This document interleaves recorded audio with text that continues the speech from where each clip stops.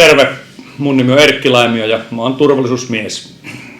Nyt tässä kun aloitetaan tämmöistä trailer-jaksoa aiheeseen, mitä turvallisuus on, ja kevään aikana kuvataan 3 videoa siitä, että miltä tavalla tämä turvallisuus näyttäytyy niin kuljetuksessa kuin kemia-alalla kuin ydinvoimatekniikassa, ja katsotaan mitä sieltä löytyy.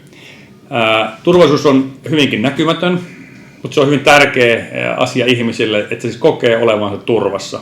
Usein se on täynnä uskomuksia myöskin, että me tunnetaan, että kaikki menee hyvin, vaikka välttämättä niin ei ole. Se, että se turvallisuus on semmoista niin kuin näkymätöntä, sitä ei voida pakata, sitä ei voida varastoida, niin se tekee sitä sen vaikeimman jutun. Ja sitten usein me ehkä vähän harhaisesti lähdetään juhlimaan niitä tilanteita, joissa ei ole sattunut mitään. Me juhlitaan 100 päivää, me juhlitaan 1000 päivää, me juhlitaan 10 000 päivää.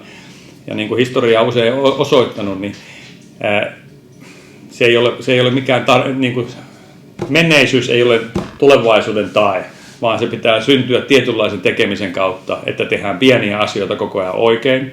Tunnistetaan ne asiat, mitkä tässä pitää tehdä niin kuin ne pitää tehdä.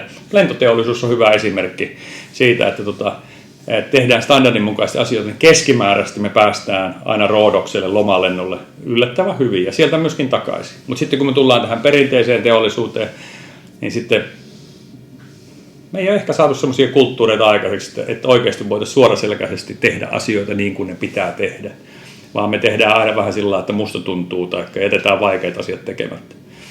Mutta näillä teemoilla me kevään aikana tehdään muutama video tästä ja asiantuntijat vaihtuu tässä mun ympärillä ja katsotaan minkälaisia juttuja saadaan aikaiseksi.